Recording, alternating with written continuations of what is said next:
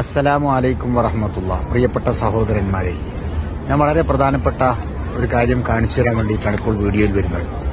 ഞാനിപ്പോൾ ഉള്ളത് പരിശുദ്ധമായ മസ്ജിദുൻ നബവിയുടെ തെക്ക് ഭാഗത്തുള്ള മസ്ജിദുൽ ഹമാമയോട് അടുത്തുകൊണ്ടാണുള്ളത്. ഈ മസ്ജിദുൽ ഹമാമയുടെ മുകളിൽ നിങ്ങൾക്ക് നോക്കിയാൽ കാണാം ഒരുപാട് പ്രാവിൻ കൂട്ടങ്ങളെ കാണാൻ പറ്റും.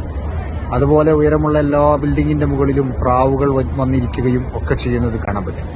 എന്നാൽ നിങ്ങൾക്ക് മറ്റൊരു കാഴ്ച കൂടെ ഞാൻ കാണിച്ചു തരാം. എന്നാൽ നിങ്ങൾ നോക്കൂ, ഇത് ഹബീബായ മുഹമ്മദ് മുസ്തഫ സല്ലല്ലാഹു അലൈഹി വസല്ലം തങ്ങളുടെ ഖുബ്ബത്തുൽ ഖളറ ആണ്. മാഷാ അല്ലാഹ്, ലോകാലങ്കൃതമായി ലംഘുന്ന പച്ചക്കുബ്ബ.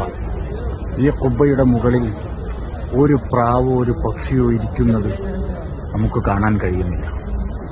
കാരണം ആ പ്രാവുകൾക്കറിയാം ഇതിന്റെ ചോടയുള്ളത് ലോകത്തിന്റെ നേതാവ് മുഹമ്മദ് മുസ്തഫ സല്ലല്ലാഹു അലൈഹി വസല്ലമ തങ്ങളാണ് എന്നത്. അതുകൊണ്ട് തന്നെയാണ് ഒരു പ്രാവും ആ കുബ്ബയുടെ മുകളിൽ വന്നിരുന്ന് കാഷ്ടിക്കാത്തതും ആ കുബ്ബയെ മലീമസമാക്കാത്തതും. പ്രാവുകൾക്കുള്ള ബഹുമാനം പോലും ആധുനിക കാലഘട്ടങ്ങളിൽ ഹബീബായ മുഹമ്മദ് മുസ്തഫ സല്ലല്ലാഹു അലൈഹി വസല്ലമ തങ്ങളോട് മനുഷ്യൻ കാണിക്കാത്ത അവസ്ഥ എത്രമേൽ പരിതാപകരമാണ്. അതുപോലെ തന്നെയാണ് പരിശുദ്ധ കഅബാലയം.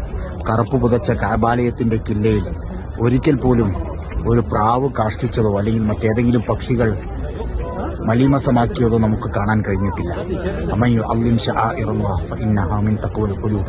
പരിശുദ്ധമായ ഖുർആന്റെ ആയത്ത് ഉൾക്കൊണ്ട പക്ഷികളുടെ ആ ഒരു സ്വഭാവം നമുക്ക് വ്യക്തമായി ഇതിൽ നിന്ന് മനസ്സിലാക്കാൻ കഴിയും.